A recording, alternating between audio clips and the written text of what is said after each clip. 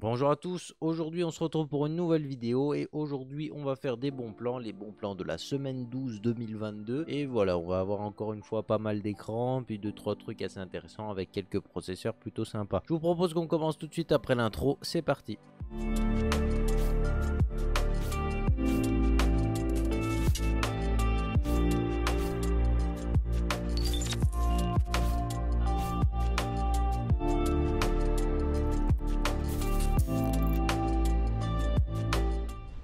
Comme je vous l'ai dit tout de suite avant l'intro, aujourd'hui on s'attaque à des bons plans et je vous propose qu'on attaque sans plus tarder. Tous les bons plans présentés dans cette vidéo sont dans la description, donc n'hésitez pas à y aller. Tous les liens Amazon France sont des liens affiliés d'ailleurs. Et puis voilà, donc on commence tout de suite avec tout ce qui est kit évolution, donc processeur, carte mère, RAM, tout ça. On commence comme la semaine dernière avec un i5 12400F à 180 € sur Amazon qui est plutôt intéressant. C'est un excellent processeur Seeker 12 Thread qui rivalise très largement avec le 11600K d'avant. Honnêtement, il vous offre des performances en jeu plus que folles, vous permet de mettre des cartes graphiques plutôt balèzes derrière. Donc voilà, une 3060 Ti, 3070, il arrivera à la gérer sans trop de problèmes. Et du coup, il va pouvoir affronter le monde du gaming. En soi, il peut même aller affronter un petit peu le monde du multitâche, même si c'est pas vraiment sa partie dédiée. Sinon, pour ceux qui voudraient éventuellement continuer une plateforme AMD, on a un processeur qui est un peu moins intéressant parce qu'en jeu, les deux là ils se valent. Mais du coup, ici, on peut jouer par exemple sur le prix de la carte mère en prenant une carte mère moins chère en partant sur ce processeur qui baisse de prix. Le Ryzen 5 5600X qui est plutôt intéressant, Seeker 12 Thread encore une fois, des fréquences plutôt sympathiques et un potentiel d'overclocking qui existe quand même. Donc voilà, ça peut être plutôt intéressant aussi de gratter là-dessus. Sinon, on enchaîne ici avec le grand frère du i5 du tout début, le i5 12600K qui cette fois-ci propose 4 cœurs en plus, même si c'était cœur efficacité énergétique, ils sont là. Donc en multitâche, on le voit tout de suite, il est très performant, il dépasse des i9 et en jeu, il est très bien. Et puis si tu trouves qu'il est pas assez bien, petit coup d'overclocking et qu'une bonne carte mère en Z, et puis il concourra même avec le i9 12900K en jeu, donc pas trop de problème.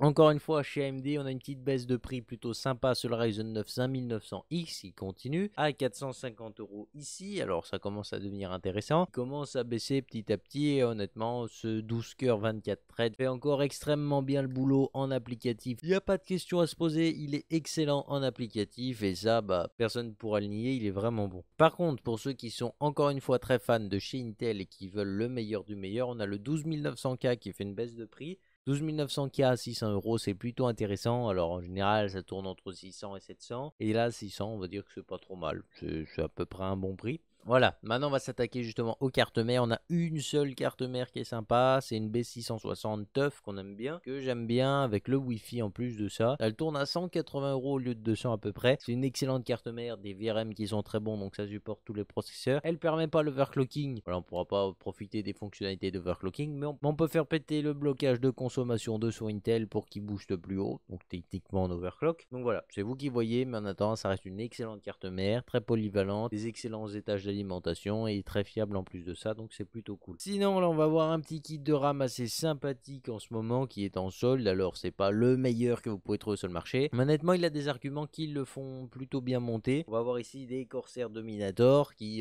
selon moi sont très laides, mais certains d'entre vous les aiment beaucoup, ça carotte sur le Discord. Et ici on se retrouve avec un kit à 4000 MHz qui a 16 pour 130 €. Alors on parle ici de 16 Go, donc 130 € pour 16 Go c'est pas mal, mais du 4000 MHz qui a 16 sur un Ryzen, ça fait du sale. Honnêtement, on prend le pour, on prend le contre. Ce kit de RAM est plutôt pas dégueu, donc même si le prix est un peu élevé, vous pouvez très largement avoir 32 Go pour ce prix-là, mais que vous voulez juste des performances brutes et pas forcément de la capacité, ça peut être parfait pour un Ryzen, comme je le disais. Après, vous optimisez un peu le kit avec 2-3 outils qui existent déjà, et votre Ryzen, il va être incroyablement puissant. Il n'y a pas de question à se poser. Sinon, on va avoir un petit refroidissement qui fait très bien le boulot, notamment avec des Ryzen. Décidément, on peut faire un kit sympathique Ryzen là. Mais sinon, ici on a Arctic Freezer 2 240 mm sur Amazon Allemagne qui descend à 60 €. À l'heure où je fais la vidéo, je crois qu'il est plus disponible, mais si jamais il revient en stock à 60 balles, foncez tout simplement, je mets le lien quand même en description. Ce water cooling à 60 balles, c'est le coup du siècle, Vraiment, bon, il est pas forcément très joli,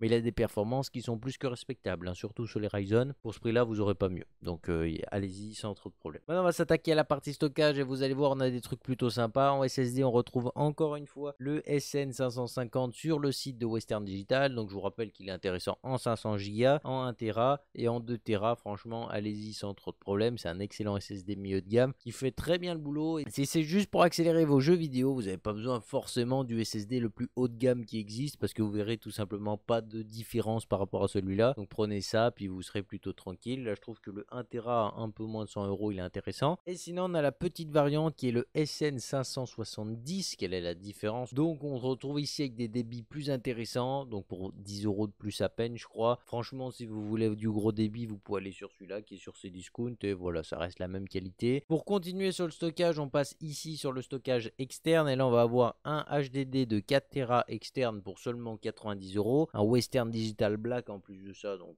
franchement, c'est pas de la merde, hein, parce que Western Digital Black, c'est des disques durs assez costauds. Et en plus de ça, bah, apparemment, il est optimisé pour la nouvelle Xbox. Donc, bon, j'y crois moyen. C'est surtout qu'il a la même couleur. Donc, ils se sont dit, on va faire genre. Et sinon, ça reste un bon disque dur. Puis, c'est surtout que 4 Tera pour 90 €, vous tombez pas de haut. Et sinon, pour ceux qui veulent encore du plus gros volume, on a un Seagate de 6 Tera pour 110 € à peu près. Donc là, ça reste un petit peu plus volumineux, un petit peu plus cher, mais ça reste toujours très intéressant. Donc pourquoi pas partir là-dessus pour ceux qui ont envie d'un gros stockage. Que là, chez Seagate, ils sont pas mal, ils ont une petite lettre d'activité. Donc si jamais vous voulez mettre un système d'exploitation dessus, vous pouvez voir quand il a planté. Sinon, on va retrouver des alimentations. Malheureusement, pas de boîtier pour cette semaine. Mais au niveau des alimentations, on va avoir par exemple la Seasonic B12 qui est une alimentation en bronze. La version 850 watts, on la retrouve à seulement 67 €. Alors 850 watts, c'est plutôt gros. Et honnêtement, pour 850 watts, je vous recommande pas forcément de prendre du bronze parce qu'il y a beaucoup de pertes en chaleur ici. Mais éventuellement, si vous êtes un gros rat, et ben vous pouvez prendre ça pour 67 €. C'est une excellente alimentation au niveau des protections, tout ça. Mais au niveau de l'efficacité de rendement, c'est pas forcément le top. Elle est pas modulaire, donc c'est son seul défaut. Mais sinon, vous avez la qualité Seasonic pour pas trop cher. Sinon, pour les fans de EVGA, vous avez une 850 watts 80 plus Gold full modulaire. Et puis sinon, bah, on se retrouve ici à un prix de 90 € pour cette alimentation. On fera gaffe, elle est un peu longue, donc ça rentrera pas dans tous les boîtiers. Mais sinon, ça reste une alimentation très intéressante ici. Maintenant, on va s'attaquer un petit peu au PC portable. On en a deux plutôt sympathiques. Alors là, on va voir un IdeaPad de chez Lenovo. Donc on se retrouve ici avec un i5 1135 G7. Donc en gros, il va avoir 4 cœurs 8 threads. Mais la plus grosse puce graphique actuelle des processeurs. Donc franchement,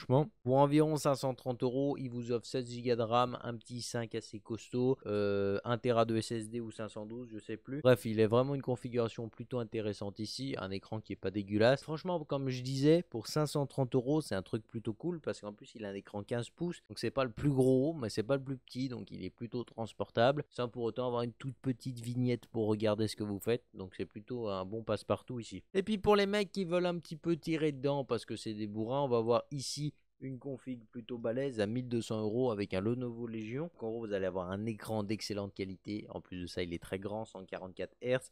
Une RTX 3060 qui fait très bien le boulot sur PC portable. Chez Lenovo, elle est limitée à 120 watts, il me semble. 120 ou 130 watts chez Lenovo, je crois qu'elle peut tirer. Et puis en plus de ça, on va avoir le i7 11800H qui est juste énorme. 6 cœurs 12 threads dans un PC portable, vous aurez de la puissance, il n'y a pas de problème, surtout avec la RTX 3060. Pour jouer, il n'y a pas de problème, et pour l'applicatif, il devrait bien s'en sortir. Évidemment, n'oubliez pas de brancher la prise parce que sinon vous aurez des surprises. Sinon, on va pouvoir attaquer les écrans et vous verrez qu'ici il y a plutôt du monde. Donc j'ai fait un petit peu de sélection parce qu'il y avait beaucoup d'écrans soldes, mais il y en a qui valaient moins le coup que d'autres quand même. Alors on va voir ici le coût du siècle parce qu'il est pour 215 livres sterling, donc en conversion en euros, ça va être autour de presque 210 €. On a ici une dalle IPS 170 Hz, c'est pas rien, 27 pouces, 2K. Je crois que j'ai tout dit et pour environ 210 balles.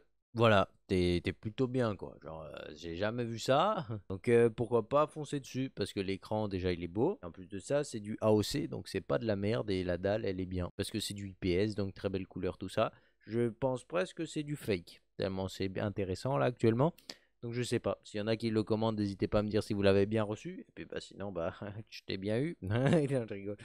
En vrai, ça me foutrait les boules pour vous, mais voilà, je sais pas quoi vous dire là. Sinon, vous avez l'habitude, on retrouve encore une fois un écran de chez Huawei avec le ViewMate GT. L'écran 27 pouces 2K, 165 Hz avec une dalle VA, il me semble, ou un truc comme ça. En tout cas, tout ce que j'ai retenu, c'est que c'est un excellent écran avec comme option la possibilité de prendre une barre de son qui est plutôt puissante sous l'écran. En plus de ça, elle va se dissimuler de manière très correcte, donc c'est cool. Sinon, on a vraiment un écran qui est plutôt intéressant puisque pour 270 €, il offre des performances plutôt cool. Donc ça reste un excellent écran ici. On va avoir un petit peu de concurrence ici chez Lenovo avec justement un écran 27 pouces 2K 165 Hz dalle IPS ici. Donc voilà, ça se tabasse un petit peu les deux là. Vous comprenez qu'ils sont un petit peu dans le même secteur. 280 €.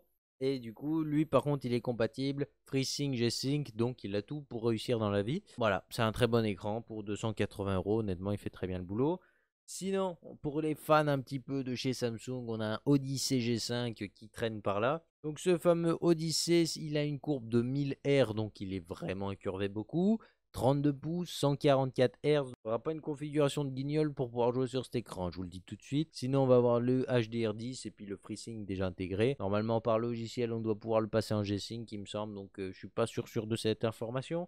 Mais il me semble que c'est possible et pour 300 €, c'est un excellent écran incurvé. On va finir avec un écran de chez Lenovo, encore une fois, qui cette fois-ci est 32 pouces, donc un peu plus gros. Mais cette fois-ci, on va avoir une dalle VA, donc un peu moins de belles couleurs. Mais ça reste aussi un très bon écran, donc pour ceux qui sont fans du 32 pouces, pourquoi pas partir là-dessus. Pour 300 €, ça fait très bien le boulot. Maintenant, on s'attaque au périphérique avec deux casques intéressants, deux casques qui se tabassent, même s'il y en a un qui est plus intéressant que l'autre. Alors, on commence par le moins intéressant avec le Logitech G Pro X avec l'édition League of Legends. Pour les fans un peu de jeux impossibles, vous avez justement ce casque qui peut aller très bien. Franchement, c'est plutôt bien réussi comme design. En plus, c'est un excellent casque avec un très bon micro, avec tous les logiciels de Blue derrière qui sont excellents. Et puis sinon, on va avoir de la concurrence ici plutôt forte avec justement le HyperX Cloud Wireless. Vous n'avez pas rêvé. Donc, on a vraiment la performance du HyperX Cloud avec l'avantage du sans fil. Le gros défaut ici, c'est que le micro devient tout de suite vraiment beaucoup moins qualitatif. Mais sinon, au niveau du son, on n'y perd pas trop et ça, c'est plutôt cool. Le gros avantage du HyperX Cloud, c'est que les pièces détachées se trouvent pour le réparer si jamais. Donc voilà, vous pouvez retrouver les mousses assez facilement, le micro assez facilement. Et puis voilà, ça peut être un bon compromis pour un truc qui dure longtemps. On va retrouver un clavier que vous avez déjà vu avec le Corsair K55 RGB Pro qui est un très bon clavier à membrane, un excellent éclairage et les macros, tout ça qui vont vous permettre justement de profiter un petit peu de toutes les fonctions d'un clavier haut de gamme. Et j'ai envie de dire que pour un clavier membrane, c'est un clavier haut de gamme techniquement à 50,